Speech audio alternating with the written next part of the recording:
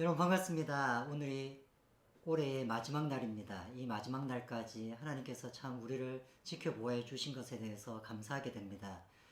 정말 여러분 한 해 동안 참 수고 많으셨습니다. 직장에서 또 여러 가지 인간관계 가운데서 여러분이 참 여느 해와 다르게 올해 너무 수고가 많으셨던 것을 잘 알고 있습니다. 특별히 그 중에서도 주부들께서 한 해 동안 정말 수고가 많으셨습니다. 하나님께서 어려운 한 해였지만 우리를 지켜보아 주신 것에 대해서 감사하고 또 앞으로 다가올 한 해를 기쁨으로 맞이하는 귀한 예배가 되었으면 좋겠습니다. 우리 같이 함께 기도하시겠습니다. 하나님 아버지, 이 시간 함께 예배하는 모든 자들 위해 주님의 은혜를 다하여 주시옵소서. 한 해 동안 지켜주신 것도 감사하며 또한 앞으로 한 해를 기대하는 마음으로 주님 앞에 나아갑니다.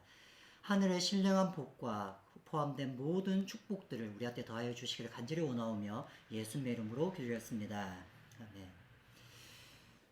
느헤미야의 말씀은 새롭게 무슨 일을 시작하는 자들에게는 꼭 중요한 말씀이기도 합니다. 하나님이 기뻐하시는 일을 찾고자 하는 사람들, 그리고 또 새롭게 일을 시작하는 사람들은 어떻게 시작할 수 있을까요? 어떻게 시작할 때에 하나님의 도우심을 간구할 수 있을까요? 첫 번째, 느헤미야는 하나님의 시간을 기다리는 믿음을 가지고 있었습니다. 느헤미야서 1장 4절의 말씀을 같이 보시겠습니다. 느헤미야서 1장 4절.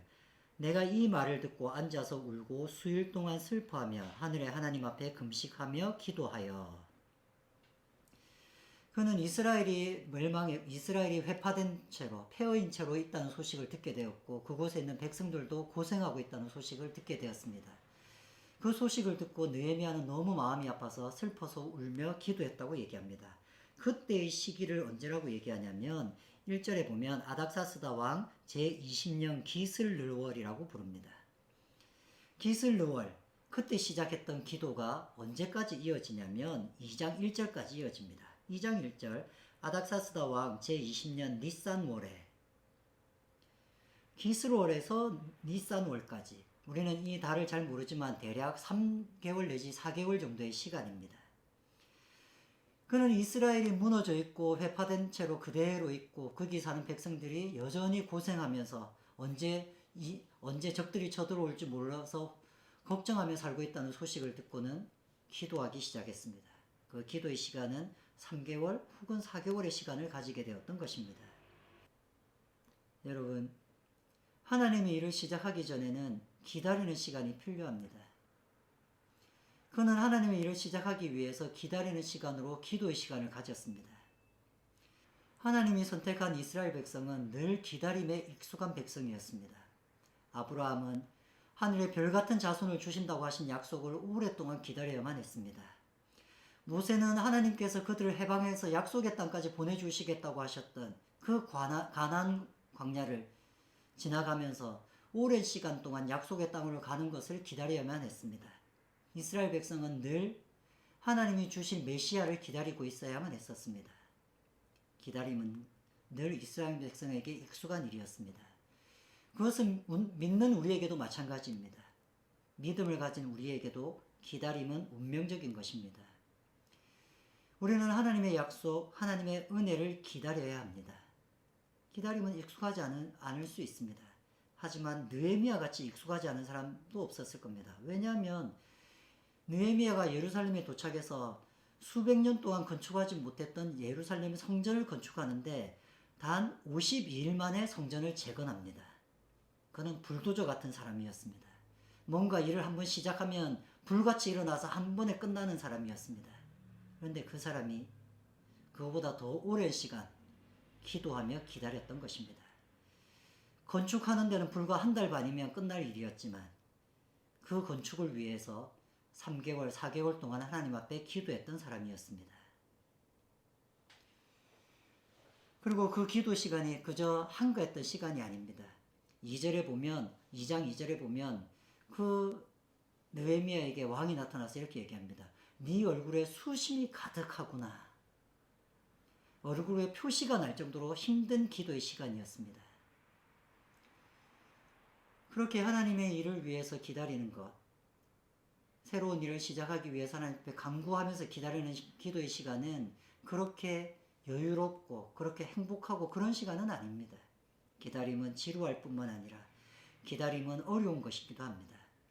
기다리는 시간을 보다 보면 그것은 나태한 것처럼 보이고 무기력한 것처럼 보입니다. 우리는 기다림을 잘 알죠. 택배를 기다려 봤으니까요. 택배의 기다림, 그 기다림은 그저 시간이 지나가면 됩니다. 세상의 기다림은 항상 그런 것이죠. 시간이 지나고 나면 저절로 이루어질 수 있습니다. 그러나 우리의 기다림은 그렇지 않습니다. 우리의 기다림은 믿음이 필요합니다. 믿음이 기다림을 견딜 수 있는 힘이 됩니다.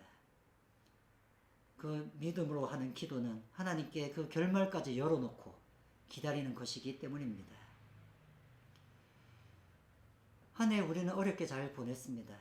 어려움을 잘 극복하며 이때까지 왔지요. 내년 한 해도 마냥 장밋빛이라고 누가 생각할 수 있겠습니까? 어려움도 있고 힘든 것도 있겠지만 지금부터 우리는 하나님이 하실 일을 기다려야 될 것 같습니다. 그 기다림이 그저 시간만 보내는 기다림이 아니라 믿음을 가지고 하나님을 신뢰하면서 기도하며 기다릴 수 있었으면 참 좋겠습니다. 제가 미국에서 공부했던 곳이 린츠버그의 리버티라고 하는 신학교입니다. 그 학교는 지금이야 굉장히 커졌지만 제가 다닐 때만 해도 그렇게 큰 학교는 아니었습니다. 그렇게 작을 수밖에 없었던 이유는 어떤 한 교회가 그 학교를 만들었기 때문입니다. 뭐 대단한 기업이나 뭐 이런 데서 만든 학교가 아니었습니다. 그냥 그 교회가 세웠던 학교였기 때문에 그렇게 큰 사이즈가 될 수가 없었습니다. 그 학교를 세우신 목사님이 바로 제리 포일이라고 하는 목사님이었습니다. 그 자신이 적었던 책에서 어떻게 자신의 교회가 커질 수 있었는지를 이야기하면서 그렇게 했습니다.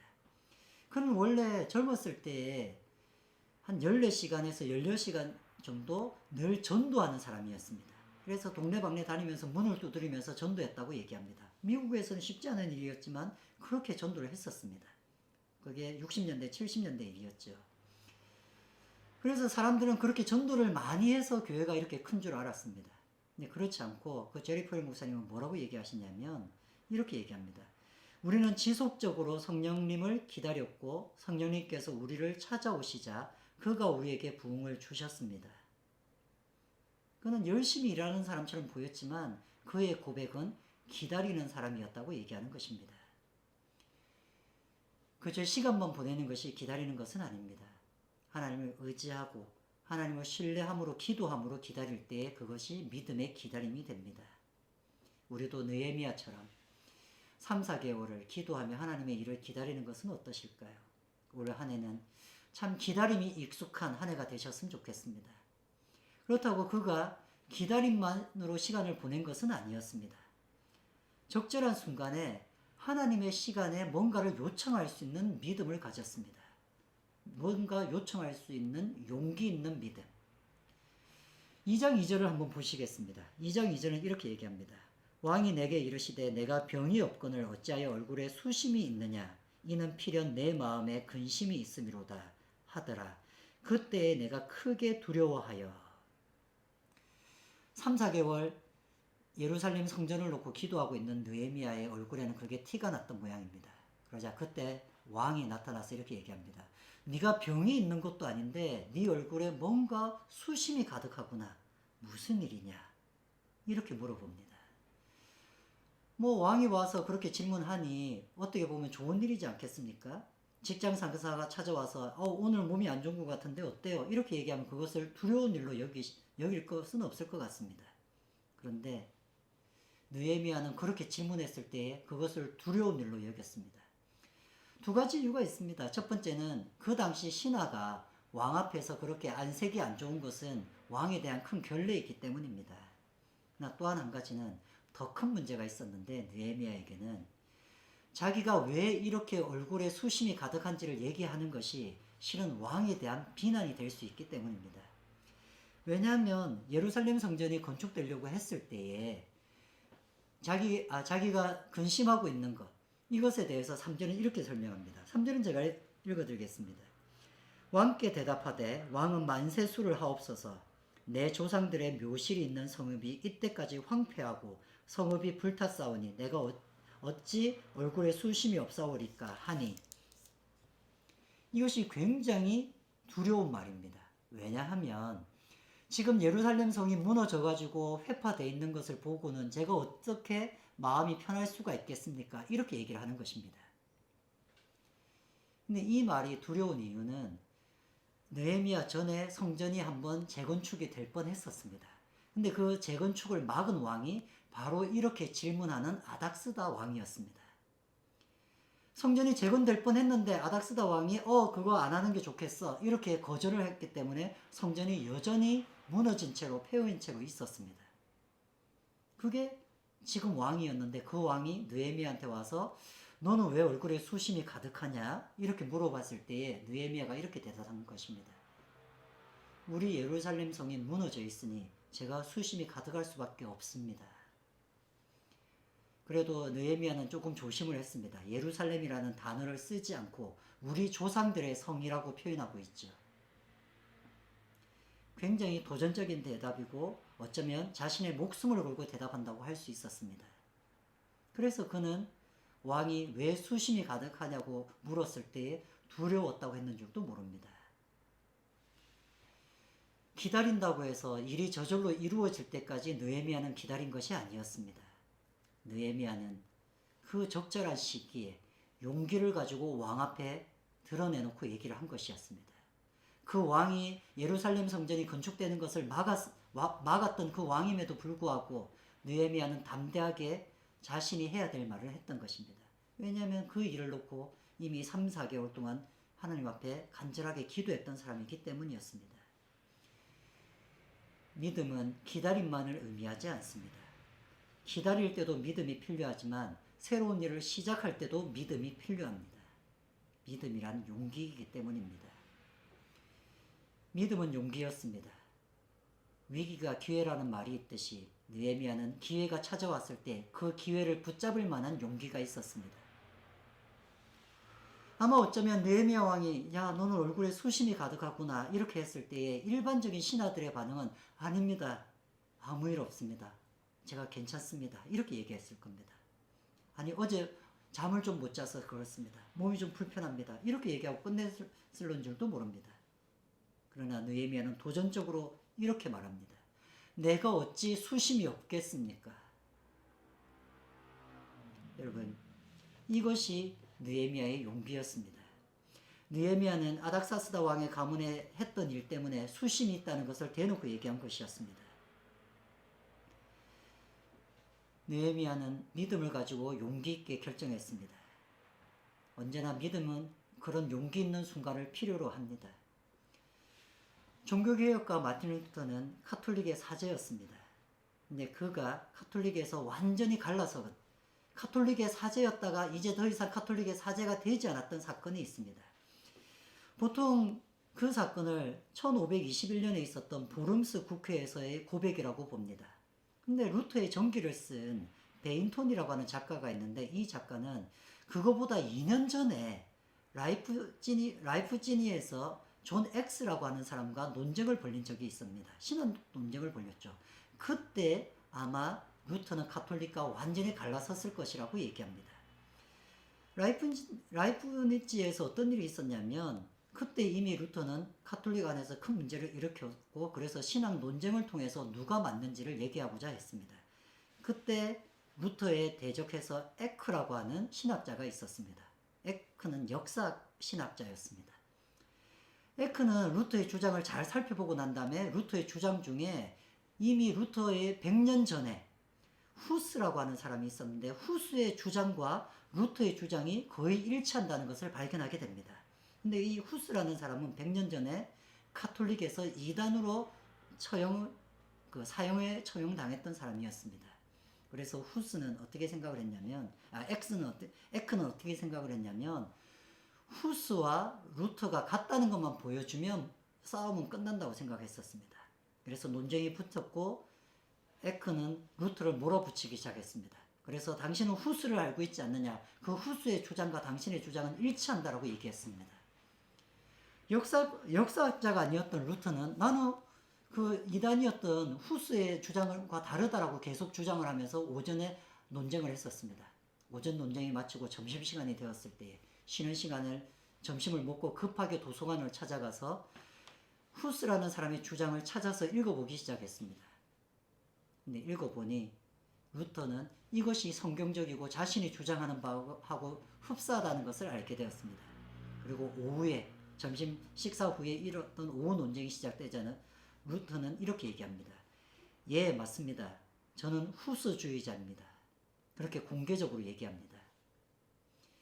이미 카톨릭이 이단이라고 처형했던 사람의 주장과 나는 일치합니다. 이것이 성경적인 것입니다. 라고 얘기했던 것입니다. 그래서 베인토는이라고 하는 작가는 그 순간이 루터가 카톨릭에서 완전히 떨어져 나온 그 순간이었다고 얘기합니다. 그때 루터가 이렇게 얘기를 합니다. 자기가 후수주의자라고, 내가 당신들이 이단이라고 지정했던 그 후수주의자 사람과 동일한 하나님의 말씀을 믿는다고 얘기하면서 그는 더 이상 한 걸음도 물러설 수 없다고 얘기하면서 Here I stand라고 표현합니다. 나는 여기에 있을 겁니다. 이 복음 위에 있을 겁니다. 그래서 베인토는 자신의 책의 제목을 Here I stand라고 적었습니다. 우리나라 말로는 그렇게 번역되어 있지는 않죠. 마틴 루터의 생애라고 번역되어 있긴 합니다. 믿음이란 기다림이기도 하지만 또한 믿음이란 그 복음 앞에서 한 걸음도 물러서지 않고 그것을 드러내야 할 순간에 드러내는 것이기도 했습니다. 여러분, 늘 기다림만으로 하나님의 일이 이루어지지는 않습니다. 두렵고 떨리지만 나서야 될 때가 있습니다. 그때를 하나님께서 우리한테 알려주시겠죠. 근데 그때 필요한 것은 용기입니다. 내년 한 해 동안 여러분에게 어떤 일이 있을지 모르겠습니다. 참 좋은 일만 있기를 주님의 이름으로 간구합니다. 하지만 또한 동시에 여러분이 용기 내서 해야 될 일이 있다면 주님 앞에서 용기 내면서 일을 시작할 수 있으면 참 좋겠습니다. 느헤미야는 그 일 용기 낼 때에 그저 아무 생각 없이 무모하게 용기 낸 것은 아니었습니다. 하나님의 일을 준비하는 믿음도 필요합니다. 보통 사람들은 준비와 믿음을 다른 것으로 생각합니다. 아무 준비하지 않는 것을 믿음이라고 생각합니다. 그러나 느헤미야는 그렇지 않았다는 것을 알게 됩니다. 제가 2장 5절을 읽어드리겠습니다. 2장 4절을 읽어드리겠습니다. 그가 담대하게 왕의 가문이 하신 일 때문에 성전이 건축되지 않았습니다라고 얘기하자 다행스럽게도 왕이 호의를 베풀어 줍니다. 그 내용이 4절에 나옵니다. 4절, 왕이 내게 이르시되 그러면 내가 무엇을 원하느냐 하시기로 내가 곧 하늘의 하나님께 묵도하고 잠시 소리내지 않고 기도했다는 얘기죠. 5절은 이렇게 얘기합니다. 왕에게 아뢰되 왕이 만일 좋게 여기시고 종이 왕의 목전에서 은혜를 얻었사오면 나를 유다 땅 나의 조상들의 묘실에 있는 성읍에 보내어 그 성을 건축하게 하옵소서 하였는데, 정확하게 요구할 것을 얘기했습니다. 근데 이것에서 멈추지 않습니다. 그리고 7절에 이렇게 얘기합니다. 내가 또 왕에게 아뢰되 왕이 만일 좋게 여기시거든 강 서쪽 총독들에게 내리시는 조수를 내게 주사 그들로 나를 용납하여 유다에 들어가기까지 통과하게 하시고, 8절 또 왕의 살림 감독 아삽에게 조수를 내리사 그가 성전에서 속한 영문의 문과 성곽과 내가 들어갈 집을 위하여 들보를 쓸 제목을 내게 주게 하옵소서 하매 내 하나님의 선한 손이 나를 도우심으로 왕이 허락하고. 그는 왕이 혹시 이렇게 물어보면 해야 될 대답을 다 준비하고 있었습니다. 자신이 필요한 것이 무엇인지를 미리 다 조사하고 준비했었습니다. 그 담당자가 누구인지 그 이름까지 알고 있었습니다. 하나님의 일을 준비할 수 있는 믿음도 필요합니다. 준비한다는 것은 믿음 없는 것을 의미하지 않습니다. 내가 열심히 노력해서 이것저것 해놓는 것은 믿음 없는 것을 얘기하지 않습니다. 우리가 잘 알고 있는 이야기처럼 비가 오기를 간구하는 사람에게는 우산을 준비해야 됩니다. 하나님의 일, 내가 정말 하나님 앞에 간구하는 일을 해주신다면 여러분은 무엇을 준비하고 있겠습니까? 믿음은 준비이기도 합니다. 여러분 한 해 동안 어떻게 새로운 일을 준비하시는지 모르겠습니다. 믿음으로 무엇을 준비해 보시지 않겠습니까? 믿음으로 기다리십시오. 믿음으로 용기 내시고 또 믿음으로 준비하십시오. 올 한 해 우리 그렇게 믿음을 가지고 살아갈 수 있으면 좋겠습니다. 올 한 해 각 가정마다 하나님의 은혜가 충만하시기를 바랍니다. 정말 축복하고 한 해 동안 수고하신 것에 대해서 격려드리고 싶은 마음이 있고 또 꿈꾸는 교회에 함께 이렇게 예배 드릴 수 있게 해주셔서 너무 감사하게 생각합니다. 내년 한 해도 정말 즐겁고 기쁘고 또 하나님께 감사할 일들이 충만한 우리 꿈꾸는 교회 모든 가족들이 되시길 바랍니다. 우리 같이 함께 기도하시겠습니다. 하나님 아버지, 우리 모든 꿈꾸는 교회 성도들 위해 주님의 은혜를 다하여 주시옵소서. 믿음으로 준비하게 하시고 믿음으로 하나님 앞에 기대하며 용기 낼 수 있도록 해주시고 또한 믿음으로 기다릴 수 있도록 주여 인도하여 주시옵소서. 꿈꾸는 교회 모든 성도들 위해 주 예수 그리스도가 충만하기를 간절히 간구하오며 그것을 기다리는 모든 자들 위해 주 예수 그리스도의 은혜와 하나님의 극진하신 사랑과 성령님의 교통교제하게 하심이 주님 오시는 그날까지 영원히 항상 함께 하시기를 축원하옵나이다.